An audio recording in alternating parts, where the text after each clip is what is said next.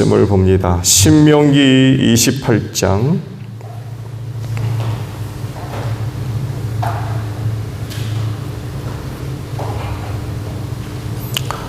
25절에서 35절까지 보겠습니다. 신명기 28장 25절로 35절이에요. 주님께서는 당신들을 맞아 싸우는 적에게 당신들이 패하게 하실 것입니다.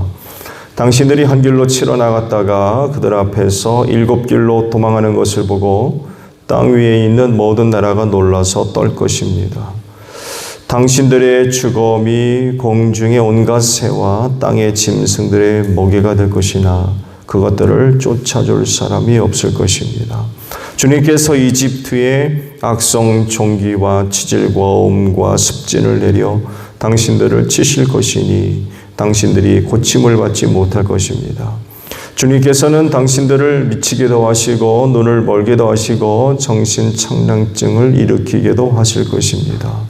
당신들은 마치 눈이 먼 사람이 어둠 속에서 더듬는 것처럼 대낮에도 더듬을 것입니다. 당신들의 앞길이 막혀서 사는 날 동안 압제를 받고 착취를 당하겠지만 당신들을 구원해 줄 사람이 없을 것입니다. 당신들이 한 여자와 약혼해도 다른 남자가 여자를 엿보이고 집을 지어도 그 집에서 살지 못하며 또 포도원을 가꾸어도 그것을 따먹지 못할 것입니다. 당신들의 소를 당신들이 눈앞에서 잡아도 당신들이 먹지 못할 것이요 당신들의 나귀가 당신들이 눈앞에서 강탈을 당해도 도로 찾지 못할 것입니다. 당신들의 양떼를 당신들이 원수에게 빼앗겨도 당신들을 도와줄 사람이 없을 것입니다. 당신들은 자녀들을 다른 민족에게 빼앗기고 눈이 빠지도록 그들을 기다리다 지칠 것이며 손에 힘이 하나도 없을 것입니다. 당신들의 땅에서 거둔 곡식과 당신들의 노력 얻은 모든 것을 당신들이 알지 못하는 백성이 다 먹을 것입니다. 당신들은 사는 날 동안 압제를 받으며 짓밟히기만 할 것입니다. 당신들은 당신들의 눈으로 보는 일 때문에 미치고 말 것입니다. 주님께서는 당신들의 무릎과 발에 당신들이 고칠 수 없는 악성 종기가 나게 하셔서 발바닥으로부터 머리 꼭대기까지 번지게 하실 것입니다. 아멘.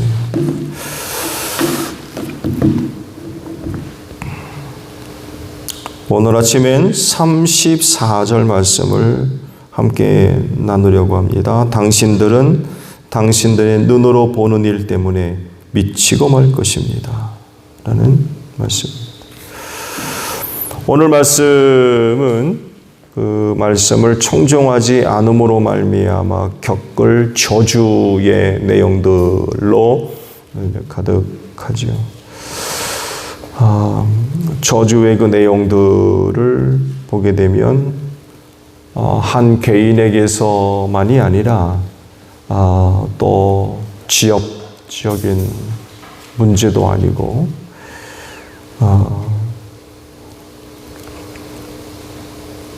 오늘 말씀의 내용의 저주는 국가 전체가 또 해당되고 개인은 물론 가정과 짐승들에게까지 임할 저주들이죠. 그만큼 불순종하는 자들에게 하나님의 저주가 극심할 것이라는 거죠.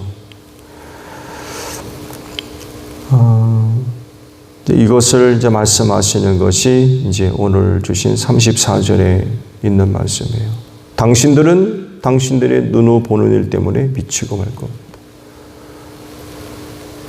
이게 하나님의 저주가 이제 여러 곳에서 보여질 테고 그걸로 인하여서 미친다는 거예요. 그만큼 하나님의 그 저주가 이제 심각할 거라는 그런 그 말씀이죠. 그리고 실제로 그렇게 되었죠.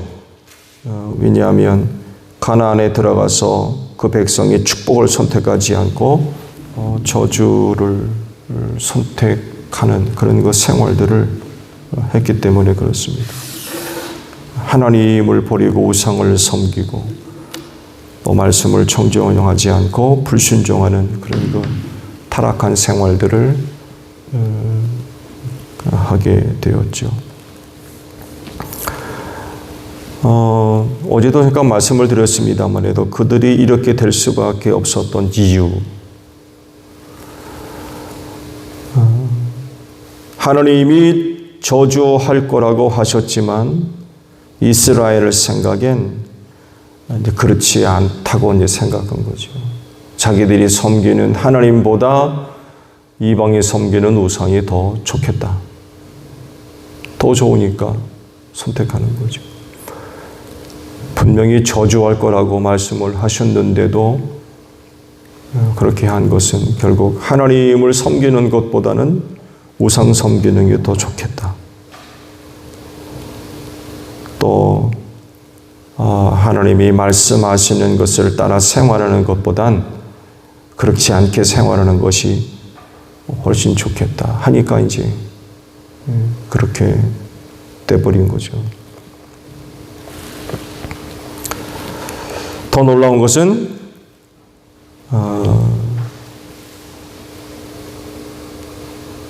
그들이 하나님을 버려서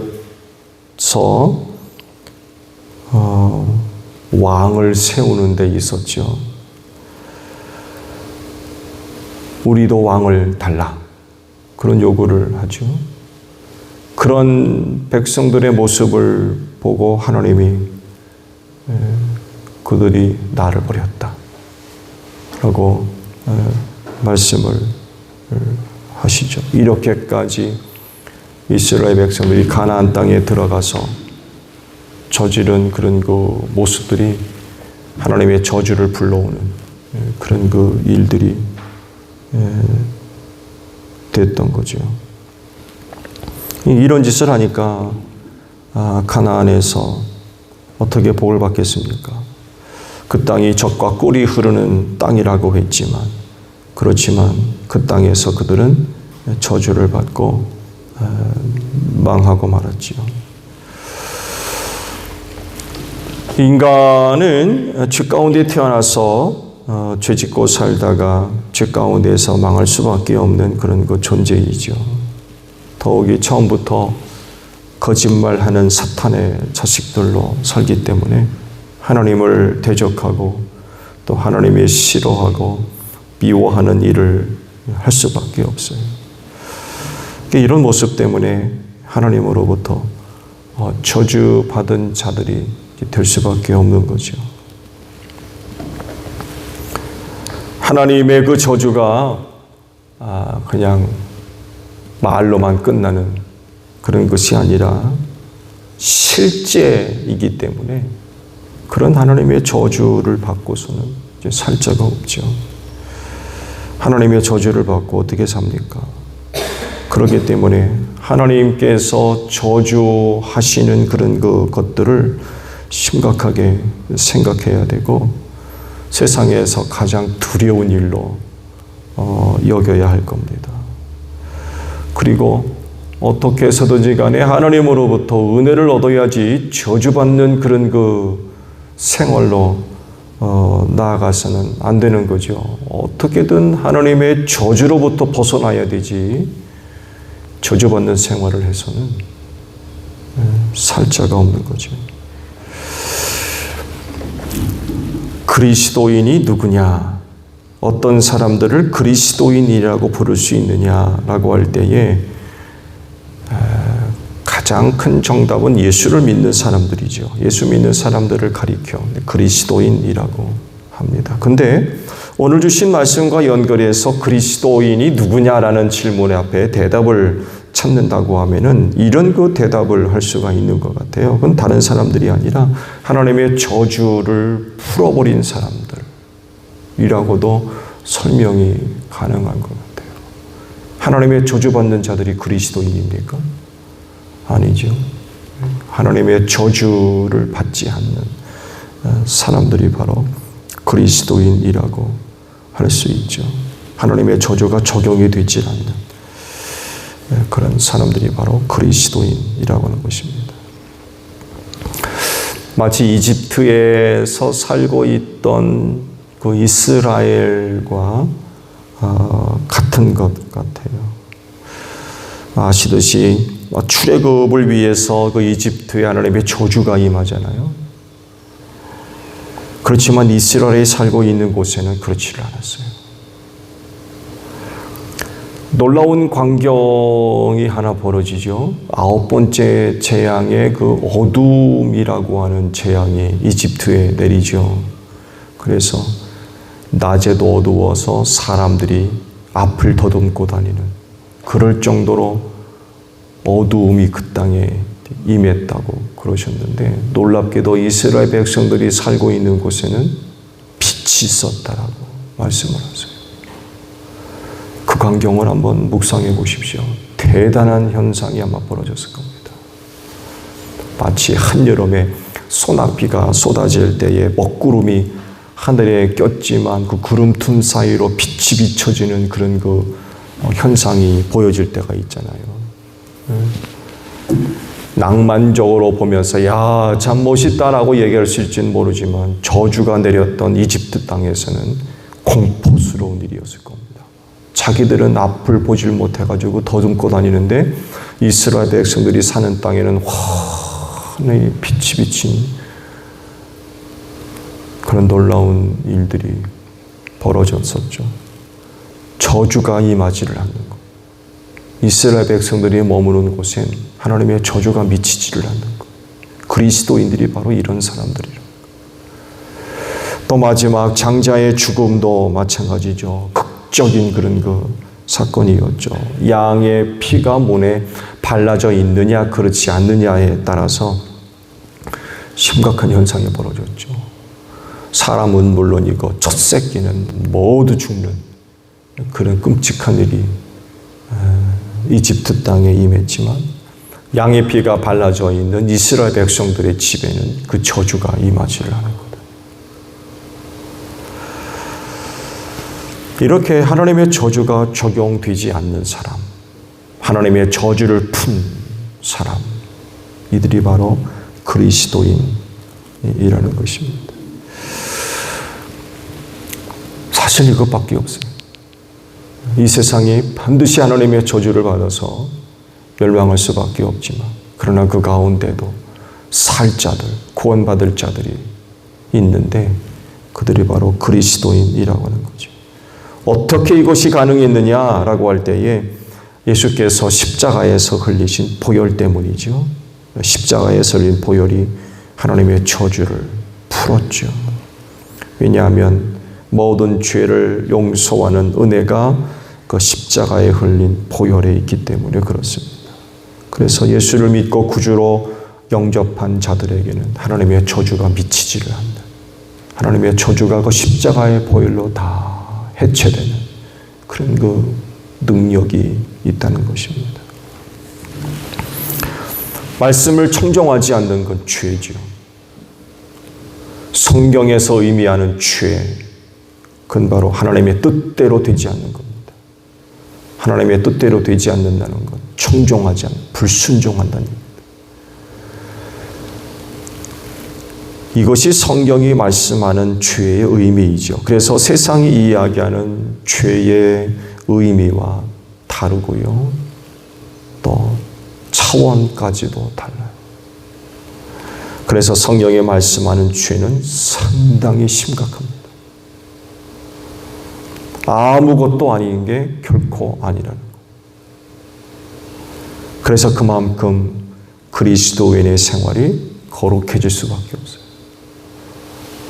세상이 제시하는 의 따라가면 거룩해집니까? 그렇지 않거든.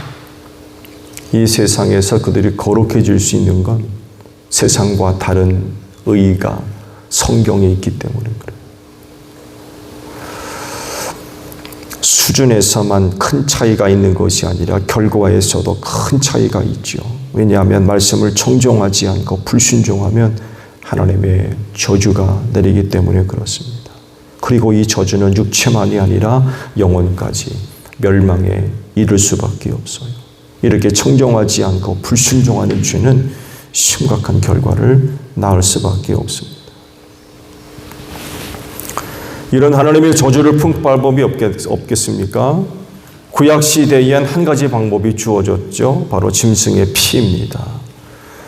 앞서 말씀을 드렸던 대로 이집트에 내려졌던 장자의 죽음이 있었는데 이 저주를 풀고 해결할 수 있었던 유일한 방법은 양의 피였어요. 양의 피를 바르는 거였죠. 이것이 이스라엘 백성들에게 6월절의 기원이 됐고 또 속죄 제사 때에도 바로 이 짐승의 피가 뿌려졌죠. 이후 하나님은 저주를 풀 수 있는 더 안전하고 확실한 방법을 알려주셨는데 바로 예수 그리스도를 믿는 거죠. 왜냐하면 그분이 6월절 어린 양이 되셔서 십자가에서 보혈의 피를 흘리셨기 때문입니다. 이 예수를 믿으면 하나님의 저주가 풀리고 그 저주가 해결되고 그 저주가 더 이상 적용되지 않는, 왜냐하면 그 피로 죄사함 받았기 때문에 그렇습니다. 그러므로 누구든지 죄가 있을 땐 주님의 십자가 의지하고 회개하면 깨끗하고 완전하게 하나님의 저주가 풀리는 줄로 믿습니다. 길은 이것밖에 없어요. 말씀을 보셨듯이 하나님의 저주가 얼마나 무섭고 심각한지 몰라요. 만약 그 누구도 하나님의 말씀을 따라 살지 않으면 이 저주로부터 어떤 누구도 자유할 수가 없습니다. 어떤 누구도. 위에 있는 자나 밑에 있는 자, 큰 자나 작은 자나 알 것 없이 죄로부터 결코 자유할 수가 없고 그 죄는 하나님의 이런 무서운 저주를 불러들인다는 거죠. 그럴진데 하나님의 저주를 두려워하는 생활이 아니라 하나님의 축복을 사모하며 생활하는 여러분들이 되시기를 바랍니다. 왜냐하면 예수 그리스도를 믿는 믿음 안에서 그 보혈로 하나님의 저주가 풀렸기 때문에 그래요. 그런데 생활하면서 하나님한테 저주받을까 봐 그렇게 생활하는 사람들이 아니라 오히려 하나님의 축복을 사모하는 그런 그 생활로 변화된 이들이 바로 그리스도인이라고 하는 거죠. 오늘도 이른 아침 기도하는 자리마다 하나님의 은혜와 사랑이 임할 줄로 믿습니다.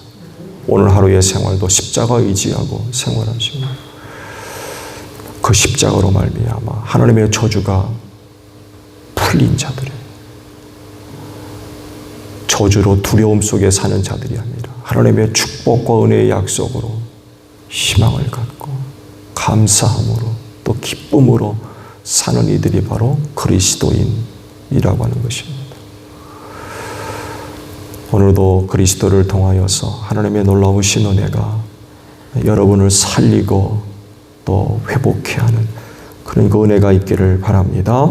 주기도문 하겠습니다. 하늘에 계신 우리 아버지, 아버지의 이름을 거룩하게 하시며 아버지의 나라가 오게 하시며 아버지의 뜻이 하늘에서와 같이 땅에서도 이루어지게 하소서. 오늘 우리에게 일용할 양식을 주시고 우리가 우리에게 잘못한 사람을 용서하여 준 것 같이 우리 죄를 용서하여 주시고 우리를 시험에 빠지지 않게 하시고 악에서 구하소서. 나라와 권능과 영광이 영원히 아버지의 것입니다. 아멘. 기도하겠습니다.